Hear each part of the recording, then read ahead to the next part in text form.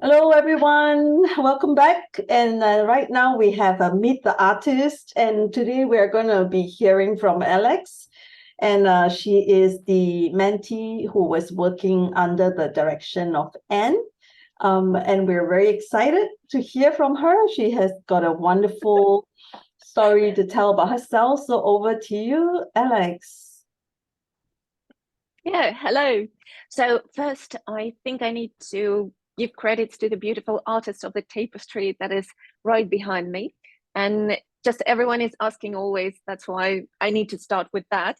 And this is the artist, I hope I will pronounce her name properly, Ulla Tuno. Yeah, she's just a marvelous illustrator. I need to say who's that. So it's not my art, but this is a very beautiful illustrator. And now I think I'm going to tell you a story.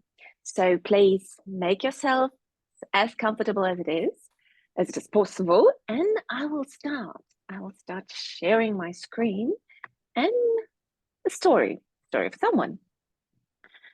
So once upon a time, there lived me. And I think that I'm a kind of a storyteller. To put it into formal words, I'm actually an intercultural communication specialist. I'm a graphic designer. I'm a teacher, and I'm an artist.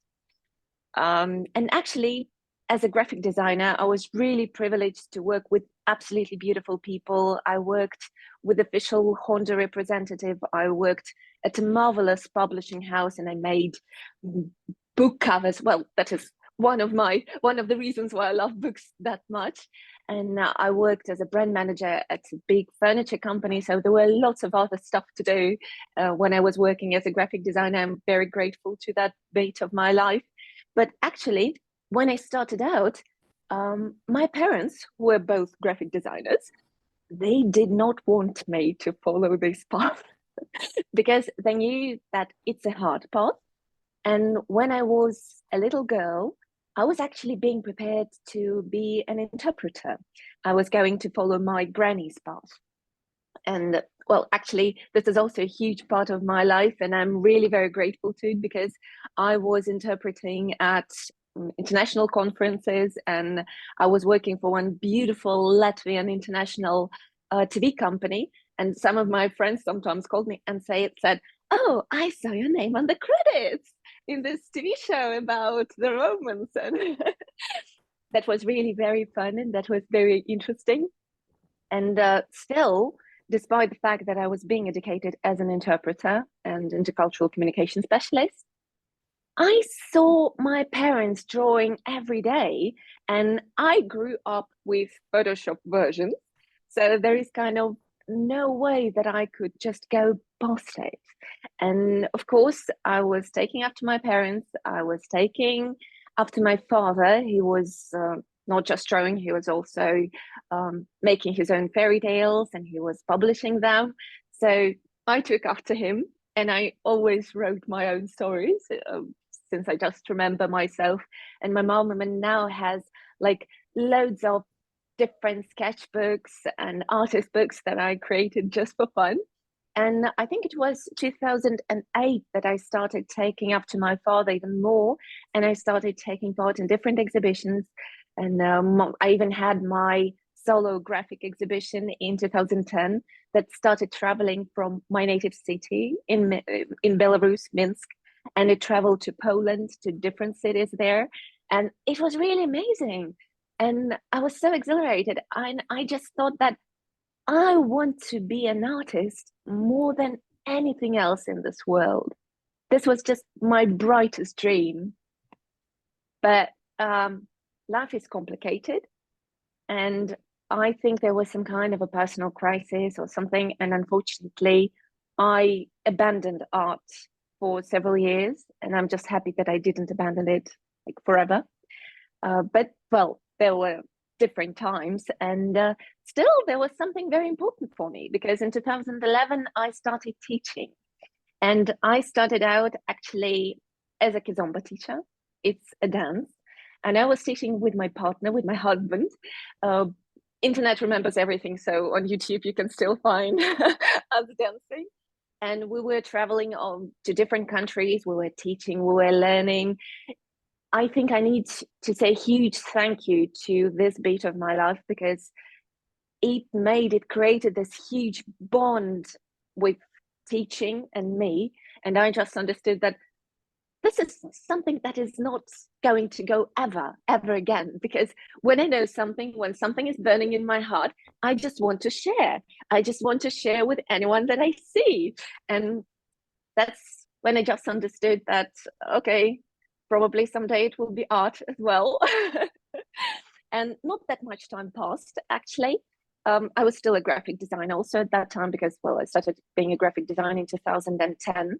And in 2014, I understood that I just helplessly, absolutely, incredibly fell in love with letters. And at first, it was typography.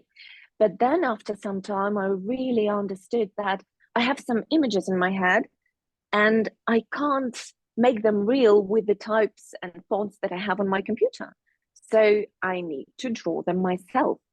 And actually, when I was a little girl, I was really into graffiti and I wanted to become a graffiti artist. But, well, everyone around me told me, oh, this is unreadable. This is no, you don't need to write like that. I'm very sorry, because I didn't become a graffiti artist, which would be actually interesting.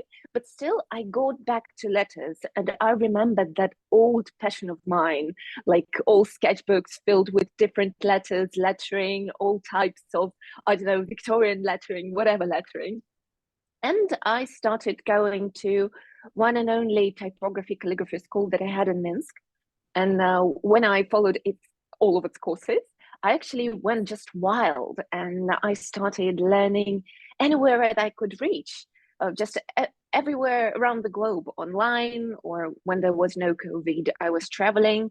And yeah, it was quite a lot of courses. And I think it was about 42 calligraphy and art related courses, 36 mini courses, and just like endless workshops and lectures. And I really hope that I will never stop, because Anne is really a huge example for me.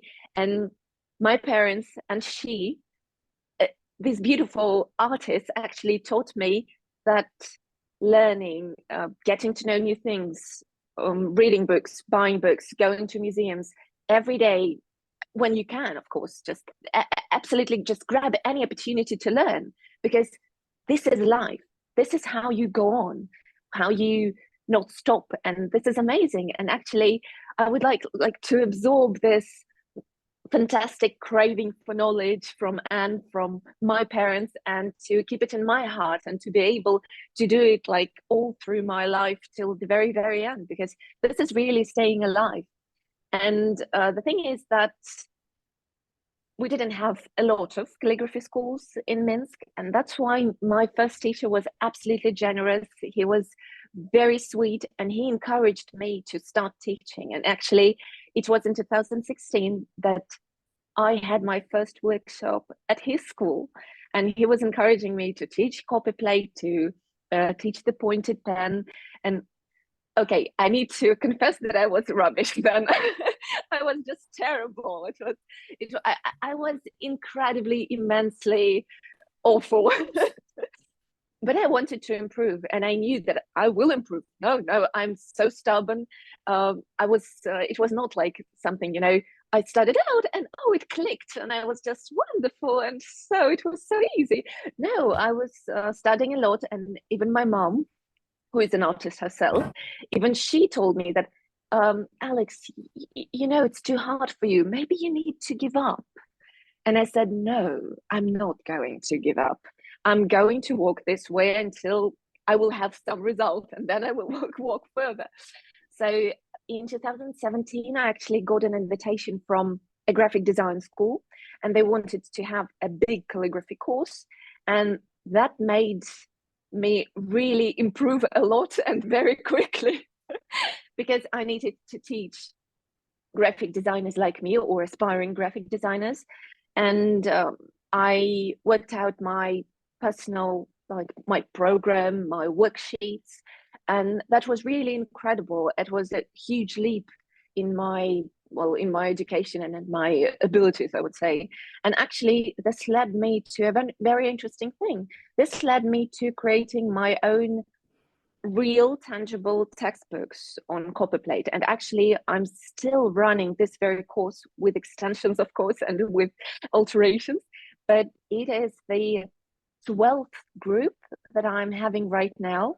And every time we're starting for 3-4 months, so it's a huge course actually, and that's incredible. And I was absolutely happy to have those really real hardcover books. So I made one, and as I'm a designer, I can make the design layout myself, and this is a huge benefit for me. So I made a book on copperplate, then followed Spencerian, and then followed Flourishing. And it was such a huge amount of work that I think that I could not even understand what I did. And it was only, I think, several years later that I thought, oh my God, so I wrote those books? It's something crazy. So I was really happy about that. And actually, before 2020, those were amazing days because I started inviting teachers from abroad to Minsk, and I was giving a lot of lectures, workshops. I was painting murals. I was organizing, making collective artworks, and for me, it was a huge deal. And actually, this is what made me also fall in love so much with the art of letters, because I wanted to build a strong community, like a community of calligraphers who could just, well, rock the world. We could travel to different countries, to different festivals, do stuff, I don't know, write everywhere and promote calligraphy and make it alive. Like, not that someone would say, well, what are you doing? Calligraphy? I have no idea what that. No, I would like to, like, everyone know about calligraphy, everyone. And that was amazing. So you can see some pictures that were really, I was trying to unite calligraphers and illustrators in my native town so that we could like work together and do stuff together.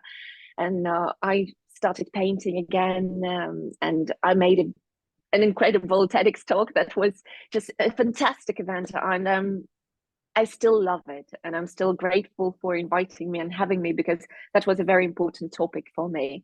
That was also about calligraphy, naturally. Yeah, but well, then 2020 followed, and it was really a dark year for my country. I'm from Belarus, and a huge political tragedy happened in that year, and many people suffered, were injured, some dead, and many people had to leave. A huge number of very talented, good, active people had to leave, and they cannot come back. And this is a very different state when you just immigrate or when you immigrate one way. When many people just left like for a weekend, and it's already 3 years and they can't come back home. They can't see their relatives. They can't see the places that they love. This was a huge reap, I think, in everyone's hearts in my country and my fellow countrymen. And then 2022 followed with the war, and it became even worse, and even more people needed to leave the country. It's just a huge tragedy for several countries in a row. And this is really, I think it's just, many people say that artists should stay away from politics. But the thing is that when your dreams are shattered, when it's just grief and terror that you can feel, it's impossible to stay away. And you can't go on like throwing, I don't know, flowers and everything and just pretending that nothing has happened. So of course it's dangerous sometimes to express yourself, and it is very painful, and sometimes we all need the like escapist art, and this is totally okay. But the thing is that the grief, it's still there, and you need to like find some space for it and actually show it. And yeah, those are very hard times and very dark times. And actually, in the middle of all this terror in 2023, in January, I've got mail. I've got a message from Dorothy, and it was actually Orthodox Christmas. I can remember it so well because I thought that, oh my God, this is just a gift from above. I don't know how to treat it otherwise because it was so beautiful. It was so amazing. Um, because there was so much terror around, and I received a letter from this beautiful, beautiful lady who actually created this amazing project. And I've been following this project all along. And actually, for all of its existence, I was thinking that maybe someday I will be brave enough to like write to Dorothy and ask, oh, please, can I participate? Oh, please. So it was really so touching. And I don't know, when I received this message, I was just jumping all around my apartment and I was screaming to my husband that, oh, can you imagine? So this was really incredible. And Dorothy did not just like offer me to participate in this beautiful program. She offered me actually to be mentored by Anne van Hendrik. And this is just my absolute calligraphy love. And I was like, no way, no, no, no, no, no, you're kidding. It can't be that. You can't read my mind. You can't like offer me to work with my favorite calligrapher. No, it's not true. Someone is just playing a joke on me. So this was really an incredible offer. And I was also in the middle of relocation, very hard relocation, very emotional. And I knew that this would be a very hard year. And still, I just saw that something really bright and wonderful was being offered to me. And it's like turning down the only hope that you have. And I could not. And of course, I said yes. And I really need to thank Dorothy here for her incredible trust in me, for her amazing personal support through the darkest of days. And I think I could have broken down without her. And that was really a huge deal. And I'm really grateful to her. And I'm really grateful to Anne. I already mentioned it because she's incredibly sensitive to me. She just, I don't know, it feels like just on one January day, I had two fairy godmothers for me. And that was really magic. That was something fantastic. And words fail me to express all my gratitude to those beautiful ladies who just, oh, I think that they saved my sanity. It's like saving your soul. Yeah, it's really very, very important. And yes, of course, I decided that I will participate in this beautiful project. And I guess that it was the most grown-up experience that I have ever had. Of course, relocation was very hard, and it was also very, very grown up. And I think it made me like get 20 years older just like in 1 second. But there was also many, many good things about that. And I think that I have never thought so intensely about my art as in January. And when Dorothy contacted me, I just started thinking, okay, what can I do with my art? Is it just for me, or do I want to share it? Is there anything that I can tell? Is there anything that I can do so that I could actually make an emotional support to other people? And I actually thought that my mental state was very unstable and I was crying very often. And I thought that unfortunately, this is the thing that many people are going through right now. And maybe there is something good that I can do. And I thought of those funny things that they have in Iceland. Maybe, they're making those small houses for elves, and you can see them in the picture. And I thought that, okay, those are like elf houses, but what would happen if I had like memory houses? What would happen if I had memory portals? So some small objects that I could use, anyone could use, that would just lead into those bittersweet and nice memories about home, about the good things that stayed at home, and that actually could help and support people. That could be something that you could lean on. And I thought that, well, it's a beautiful concept, and I want to do that. And I saved it for myself. I didn't know how I will do it, and I was still in the middle of packing, and I had my suitcases all around like for half a year, I think, or even more. And it's not that I could relax and create. So I just decided to pack this image as well, take it with me, and hope that I will produce something about it. So it was actually a lot of troubles in the way, and I was lucky enough to get COVID 2 times in this year. Yeah, that was crazy, I know. And there was relocation with me crying like all the time, and that was very hard. And I knew that I had this absolutely divine opportunity to ask any question I want.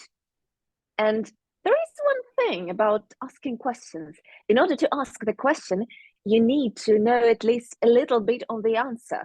And I didn't, because my dreams were shattered. I didn't know where I'm going, what to do with my art, what to do with myself, what to do with my life.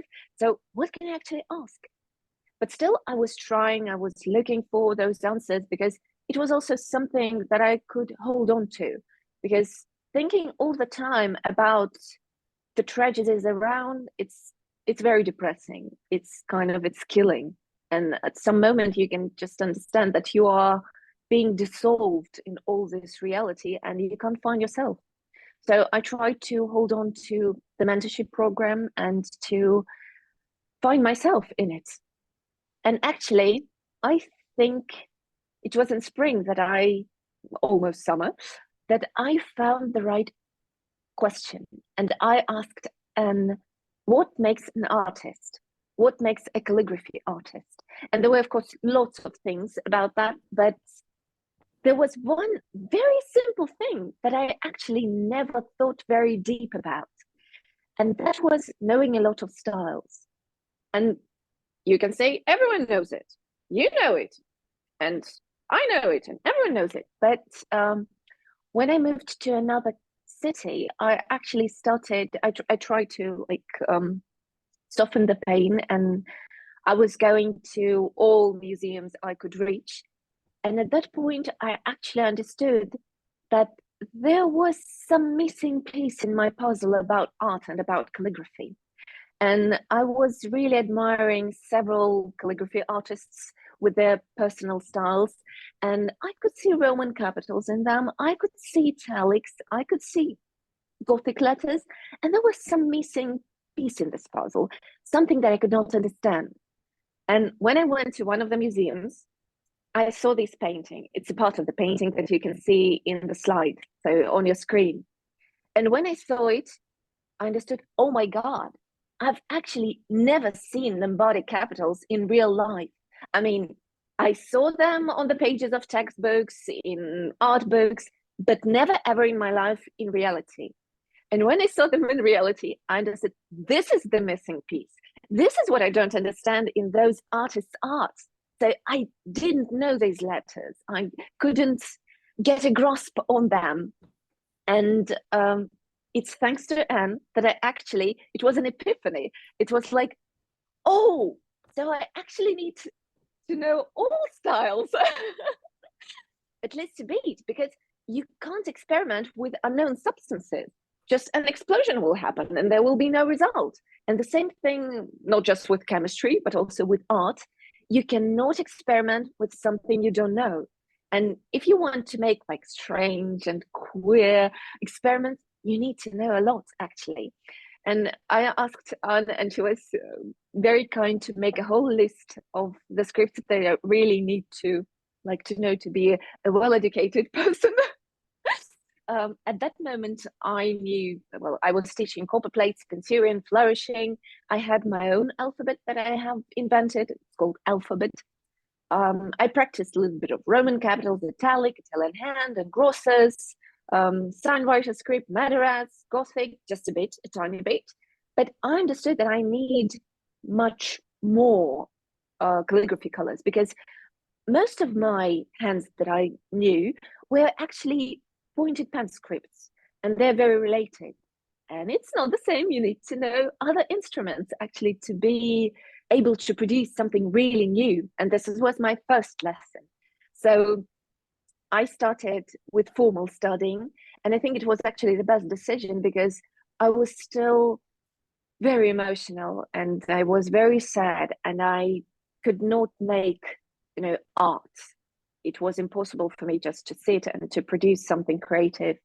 I just needed to calm down because my hands were shaking all the time and I was crying. It was too difficult.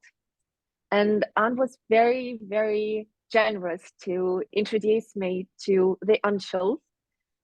I have seen them, of course, but I've never practiced them. And she introduced me to those beautiful, beautiful letters. And she introduced me also to more of Gothic scripts. I think I need kind of a year more to digest all the information that she has given me. So many beautiful books, so many beautiful exemplars, and I will just be studying them for years to come.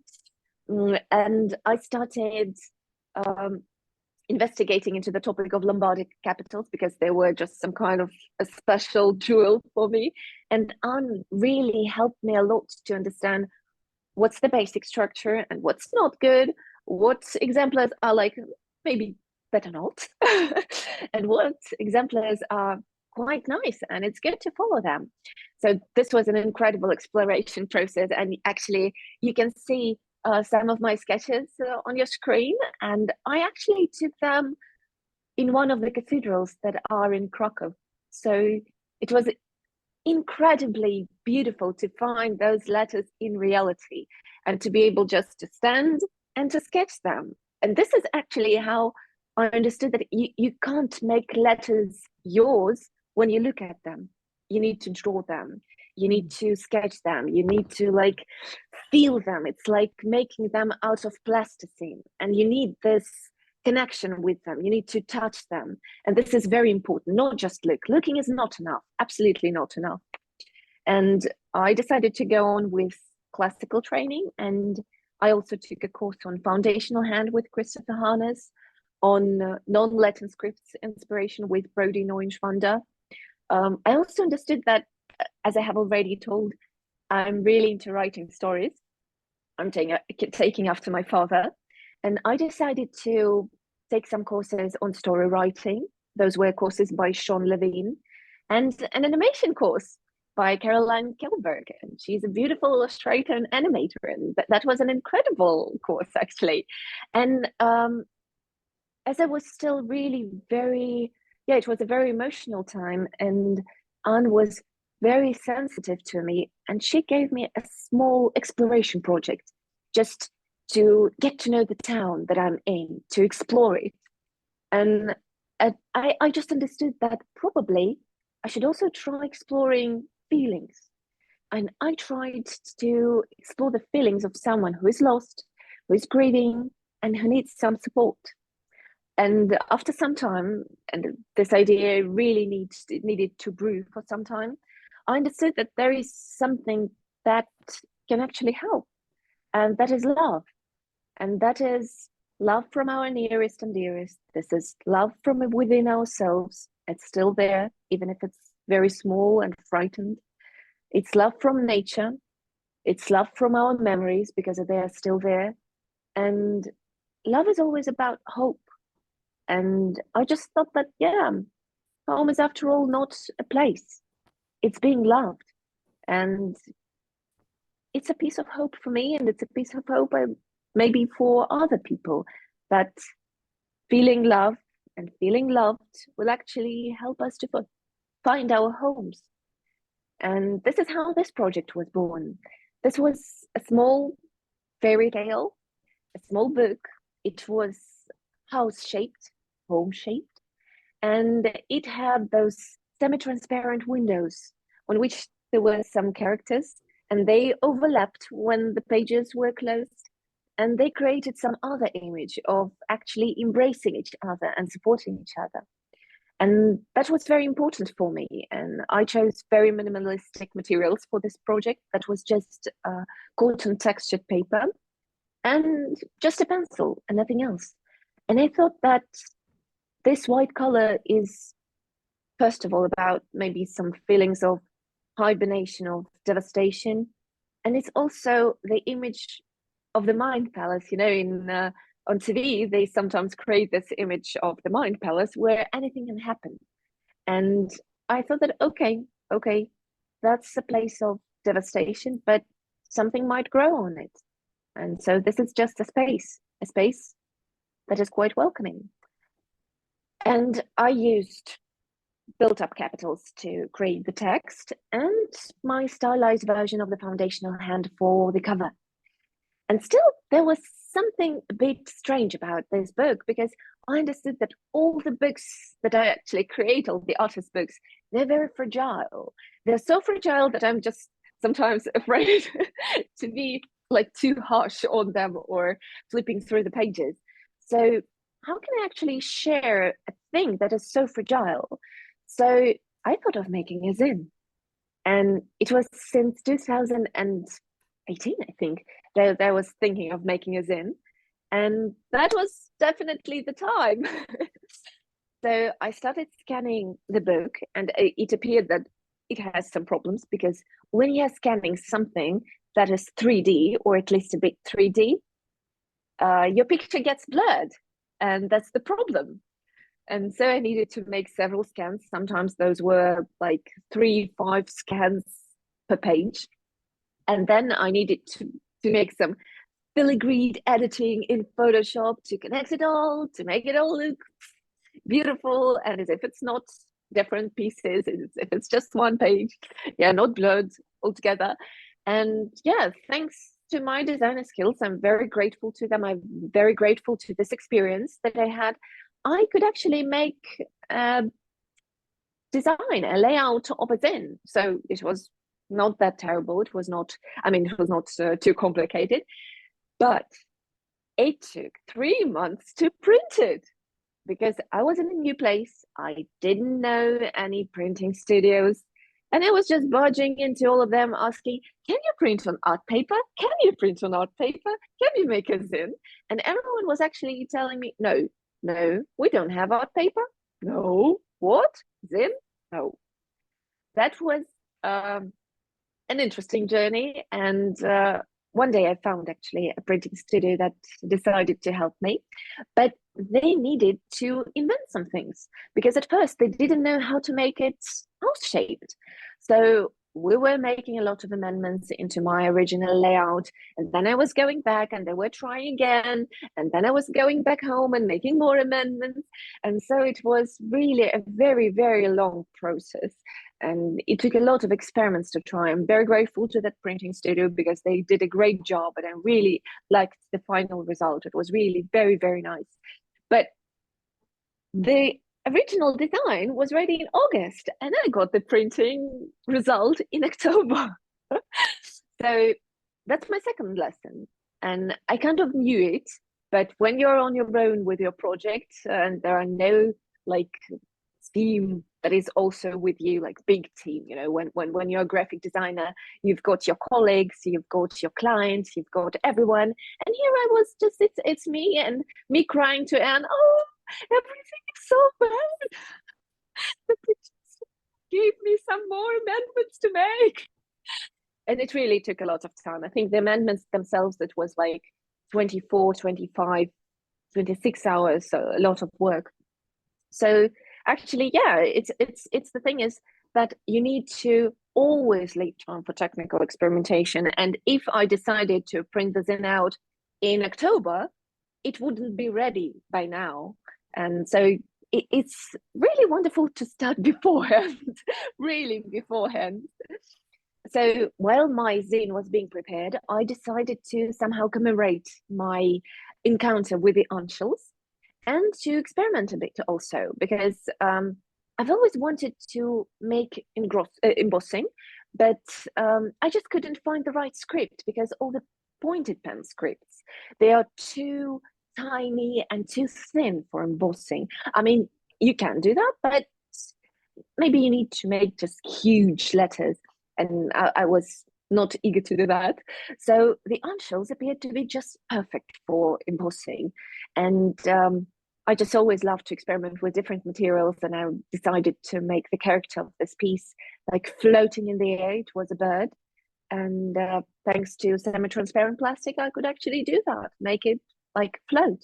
And this piece says that we're all broken, that is how the light gets in.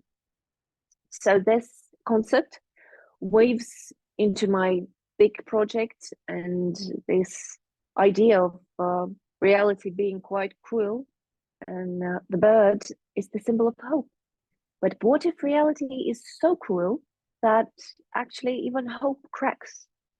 And I thought that maybe it's a crack actually that leads to compassion, to feeling more the pain of other people and understanding them. And I decided that this piece doesn't need color. It has no color except for gold, which I decided to be considered as light. So it's not color, it's just the light. And of course, it was good to play with the classics and everything, and toy with learning. But it was actually time to start the main project. And that was my way to madness. Because I decided, oh, I will make a fairy tale book. No, 3 books.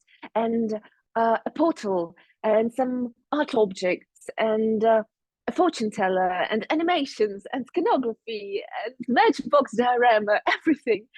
And this is another lesson, actually, that you need to be very realistic. And at some point, I understood that it's impossible to make everything. And when I made my first animation, you can see kind of some pieces of it in here.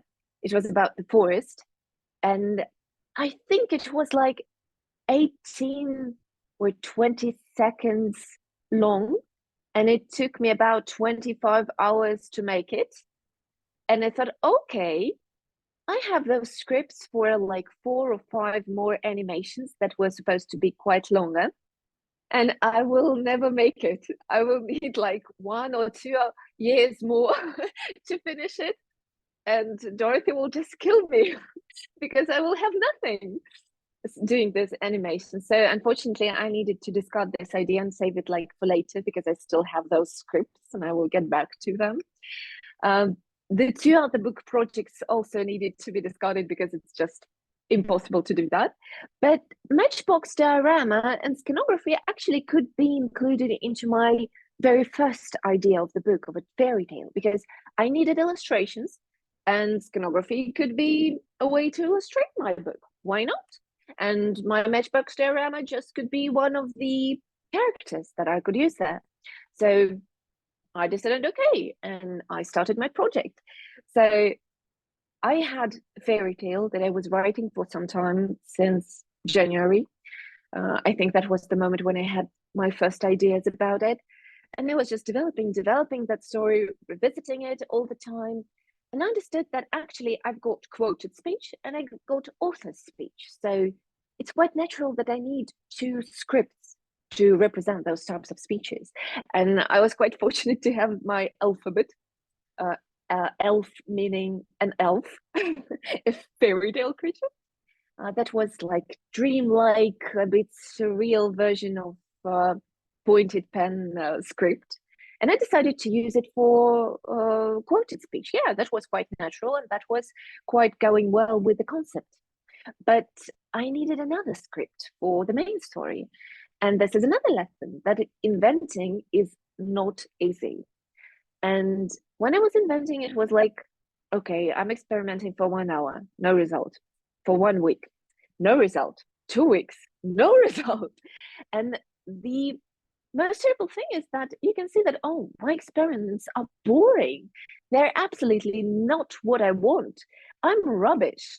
And that was actually my huge thank you goes to Anne, because she was supporting me all the time and saying that start from the very beginning.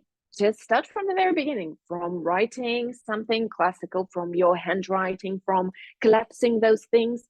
And I was just experimenting more and more. And also I was thinking of what actually I liked, because it's difficult to experiment with something that you don't love when there is like no this feeling. And I understood that, okay, but I loved Lombardic capitals. So it's a fairy tale. I can use them. And I decided to make them friends with a little bit of gestural, some flashes of writing and a little bit of sketching. And so this is how I actually invented those funny hybrid Lombardic capitals that you can see on the right. And still, they're okay for the beginning of the story, like for those beautiful capital. But I still needed another script, another like tone of voice. And I often hear that script is like a tone of voice, and it's very difficult to find your tone of voice because again, when I'm experimenting, and you can see some of my experiments on the screen, you see that the tests are actually ugly, and it's very difficult to get through those ugly beats. And I know that I'm telling my students always that just go on, just don't worry. Yeah, I know it's ugly now, but it won't be that ugly like in 10 hours time. And when I'm doing it myself, there is no one to tell me. So I'm actually very grateful that Anne was this voice of consciousness, that voice of reason, who was coming me down and saying that it's okay, just go on, just don't stop. Okay, you wrote 5 pages, it's not enough. I mean, I could know that it's not enough, but at that moment where you are over emotional, I couldn't control myself. I just saw that I've got 5 pages of ugliness. And I'm really grateful that Anne still pushed me forward, like, go on, go on. And I thought that there was another thing that I like. I really love the uncials. And I decided to modernize them, to make them like, well, it would be strange to use the uncials for my story because that would make it ancient, and it's not, or maybe Irish, and it's not. And I thought that, okay, maybe I should do something with those uncials. And I was trying different materials. I was trying an actual quill, pointed pen, broad edge knit pen. I was trying a parallel pen and other instruments, but they did not click. And then I just thought, okay, there is one instrument that I've never tried, and that is strange. I've never written with a fountain pen. I mean, I have some, but I don't write with them. And I thought, it's very, very easygoing. It's like daily instrument. Maybe I'll try with that. And I actually tried, and I liked it because it became very, very readable, very like simple. And if it's a story, it's a fairy tale, it needs to be readable, not like, oh, I need to decipher those letters, it would be too complicated. So I decided, yeah, to make it quite readable, and I came up actually with these variations that you can see on the right. And I liked this contrast with my alphabet. I liked the contrast of this light and airy script, and quite down to earth, yet quite fairy tale like script.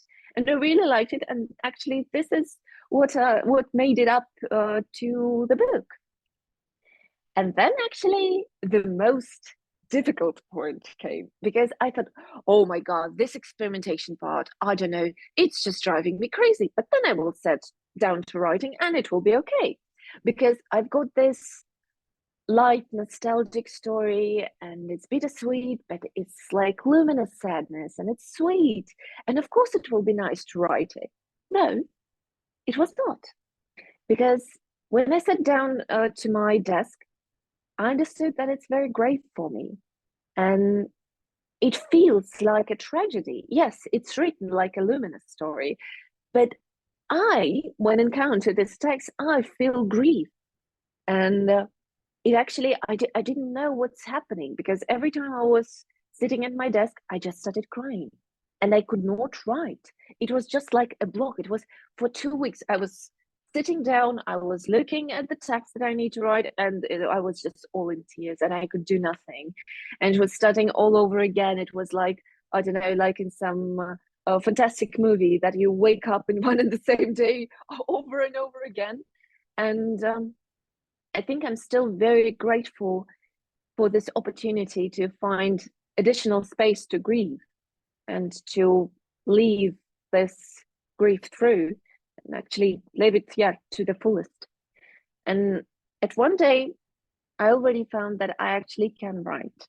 So I started writing, and that was very pleasing. And I think that was so surprising for me that finally I can write.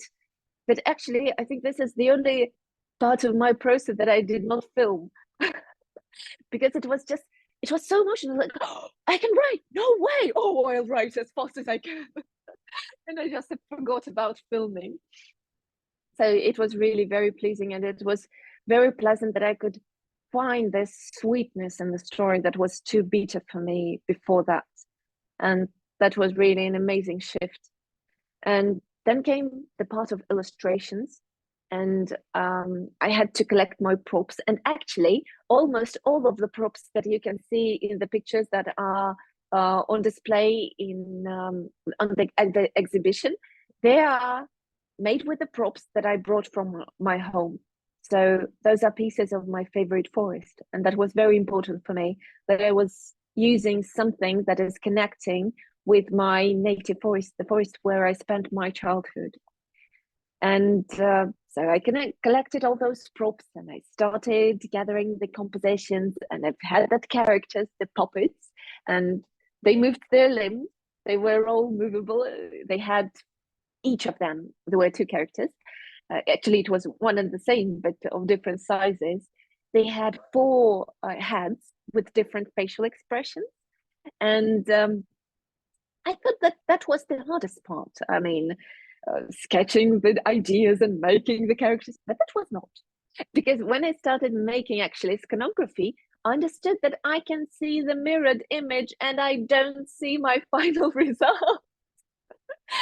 And that's why I needed to scan over and over and over again. Okay, here's the problem. I need to fix it. I fixed it. Oh, another problem. I need to fix it. And it was like, I don't know, I'm so grateful to my husband that he lived with a terrible mess in our flat, because it was like for 2 months that all of my home, it was conquered by twigs and some flowers and everything. And it was all around the floor. And I'm so grateful that I don't know how, but my dog knows that you don't touch this. You just don't touch this, and that's all. And he never played with it, and he never did anything wrong to my props. So it all survived on the floor for a long time. So it was really a long and fragile work, but I'm really happy that I did it. And now that I can see my pictures, I can see that, oh, this is an acorn that I found there, and this is a twig that I found there, and this is this bit of moss that I found there. So it's full of memories, and it's really very important for me. And I hope that it also can inspire some other people. I was testing on one of my friends, and I showed her the picture, and she said, like, oh, it looks like my home forest. And I was so happy that actually it might remind someone of something also significant. And that was probably my main aim. So of course I made a matchbox diorama. That's a small country house in the woods and two people reading a fairy tale. And I thought that it might be very significant to other people, and it might remind of something very important from childhood. And well, the cover of the matchbox diorama didn't make it, of course, to the fairy tale because it didn't sit there, but it had still my hybrid Lombardic gestural sketch letters. It says suitcase of memories, of course. And it was actually incredible to make a piece of memory to into reality, to make it real. And I think it was the first piece that I was making and smiling, because I was thinking of my granny, and I was thinking of all the nights that we spent reading books. And I remember that how she was reading The Hobbit to me. And this is really such incredible memories and very, very dear to me. So that this is something really important. And that was time actually to print my book because I had everything scanned. I scanned my text, I scanned my scanography illustrations, and then this lesson came again. So you didn't understand it at first. You need to learn it again then. Because I think I spent again like 16 or 20 hours just in the printing studios. I think those guys that were there for me, they're saints because we were testing different papers. And actually, they did something that many printing studios don't do. They don't accept art paper from people because it's like, watercolor paper. No, we won't print on that because it's really dangerous for the machine. And still, they took my watercolor paper and we tested like different blocks, different thickness, different papers, a lot of tests for a long time. And I think it was like 2 or 3 weeks that I was like going to printing studios like I was going to work. Like every morning, okay, now I'm going to my printing studio. So that was really a long row of experiments, and well, that was interesting. And I decided also that the cover for the book should be really very minimalistic also, in the style of old style underground publications. So I decided to make linocut print on it, on the back, on the front, also to contrast the very intense illustrations inside the book. So for me, it was the best decision. And another lesson, always have a good stock of paper, because when you're doing linocut printing, you never know what can happen. Everything can go wrong. So never have just irreplaceable. This is very important because I was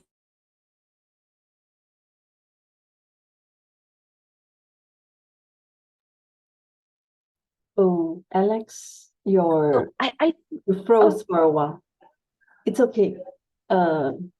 oh Okay, you're back. You're back. hey yeah yeah. And the next step was bookbinding, and I actually thought that that was the weakest point in my armor because I'm not a specialist in bookbinding. And when I'm making artist books, this is like the place when if I make a mistake, I'm in a dead end. I have no idea what to do because the paper is so fragile, and if you make a hole in the wrong place, that's all. Everything is no, it's done. So I think it was like a karmic gift for me because I had so many problems all along, and bookbinding just went absolutely flawless. So I'm so proud of it. Actually, it looks really, to me it looks very beautiful. It's the best bookbinding I've ever done, ever. So, and I also decided to make some supportive art to make like my story more tangible. And I have those forest spirits in the fairy tale, and I decided to turn them into Christmas ornaments because Christmas ornaments are real magic. You touch them every year, and when you touch your old Christmas ornament, you can feel the memories that are stored there. And you can see all the memories of your childhood and how you touched those Christmas ornaments when you were like 10 years old, 15 years old. And this is pure magic. So this is why I made my ornaments, and I'm so proud of them because they're so complicated to make technically, and I still managed with those magnets. It was just my hugest, I think, technical problem that I had for a long time. And I'm so very happy that actually I managed to resolve it. And I made another type of Christmas ornaments because in my book also, I've got sketches of some places from my native forest. And those are actually on the left, you can see the sketches from the forest, like real forest. And then I transformed them into black and white sketches. So you can see that they are from actual places. They actually happened. That is my footage, my pictures, and my memories.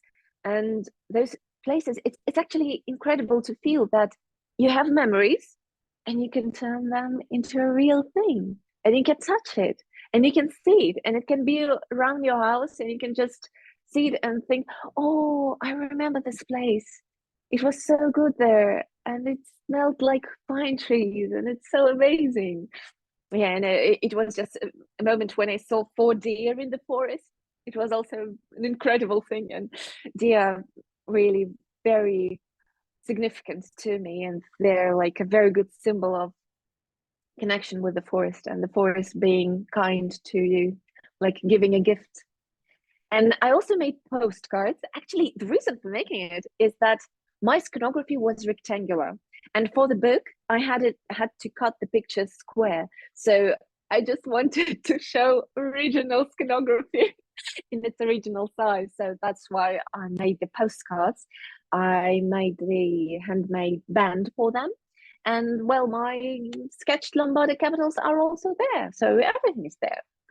I also made a fortune teller, and it's actually an interesting thing because that's something that people have all throughout history. We always want to know the future. It's not just like the weather for tomorrow. It's like we are always intrigued. Sometimes we're afraid. Sometimes we're anticipating, but we want to have it like, what will I have as a gift for Christmas? Or what will happen to me tomorrow? Or will it be safe to be there? And we have those questions all the way. And I decided that there is so much stress in it that maybe I should make a fortune teller, which is just a children's game. And it's not about actually precision, it's about fun, and it's about gamification of this future. So, okay, it didn't work for the first time, so I'll try it for another one. And I will try tomorrow, and I will ask once more. There is no tragedy in it. I will handle it. It's okay. I can ask more times and I can change something in my life. So, this is the actual message of this funny little children's game. And the spirits are still there. Now they are fortune teller masters, and you can see the sketched Lombardic numbers now, not letters. And the predictions are actually in my stylized unshow style, the one that I used for the book.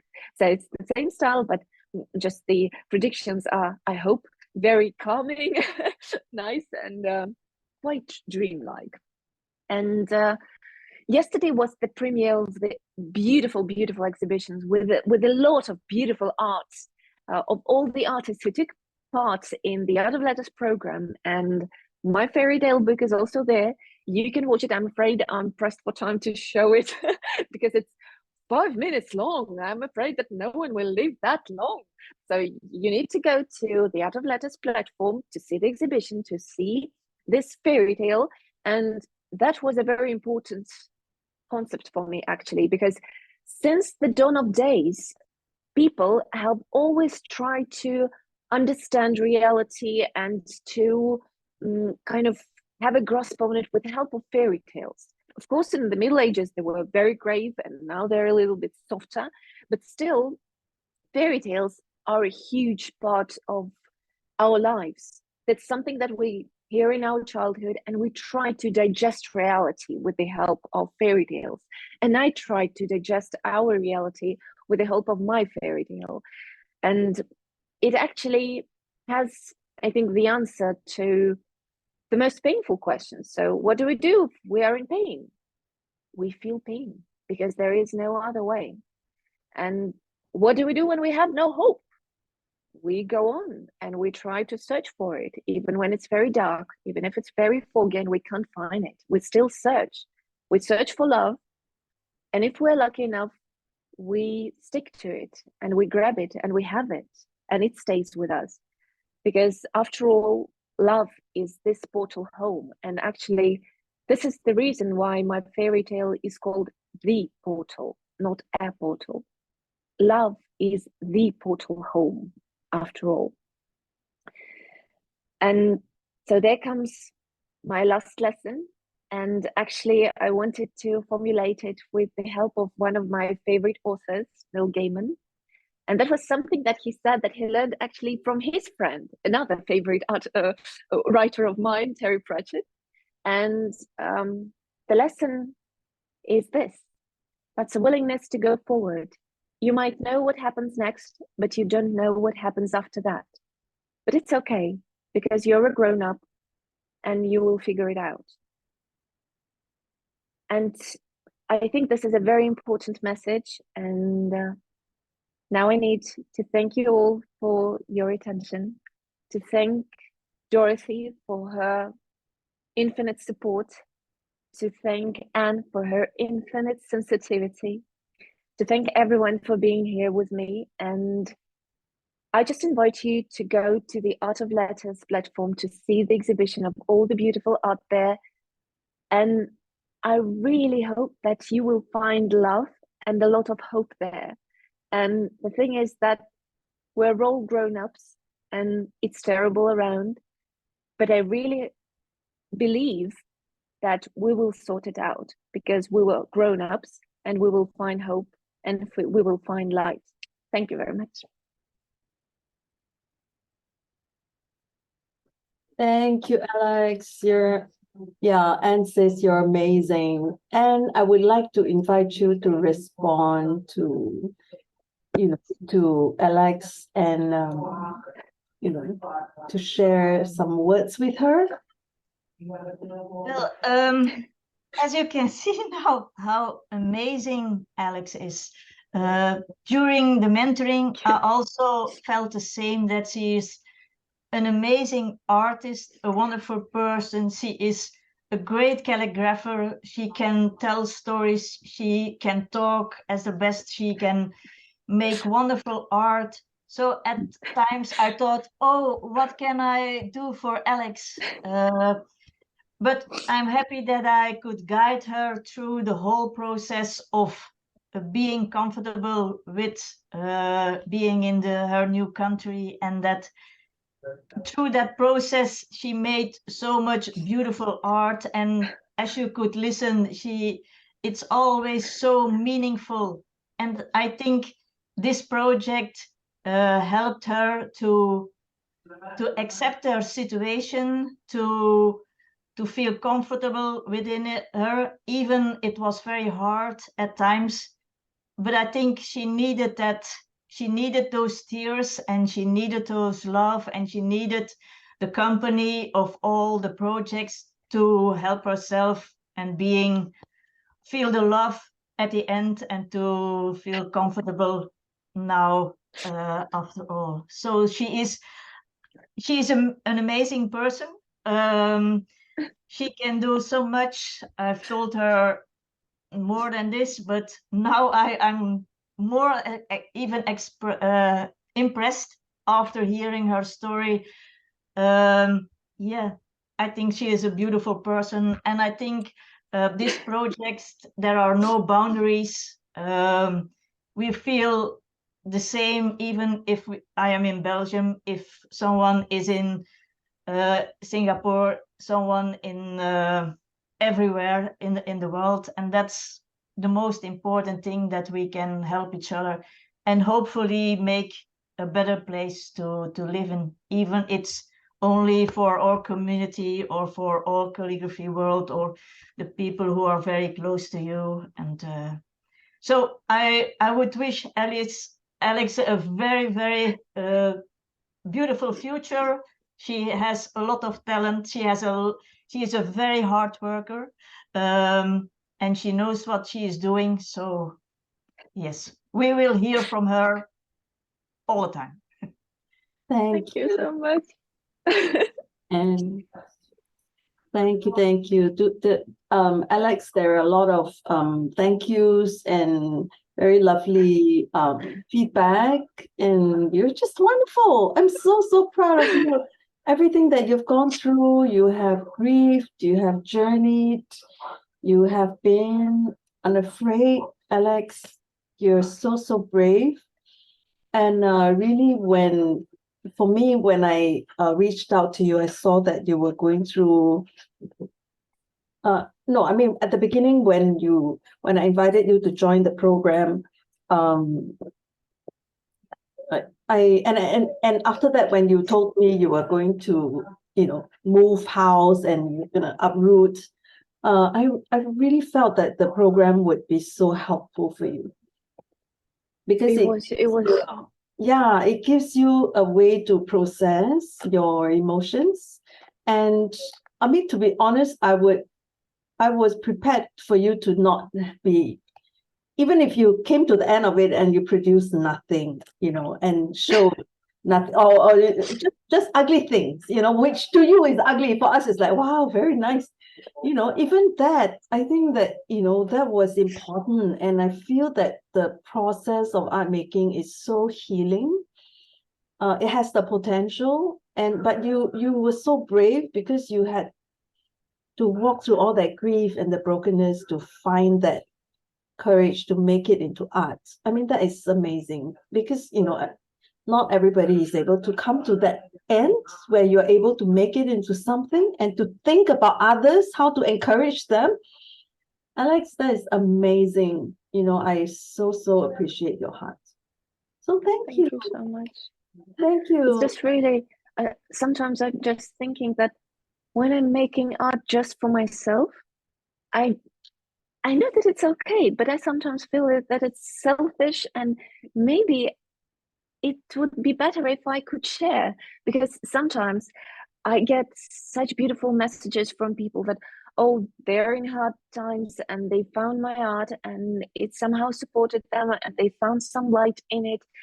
And I find it so encouraging. And I find that, oh, okay, that maybe if this person was brave enough to say, because it's difficult sometimes to say, maybe there are other people who are actually experiencing the same thing, and maybe I could support them, and maybe I could bring something like light and bright into their lives. So that would be a great thing, and I would love to do that. And actually, yeah, it was just the thing that you are saying about the community.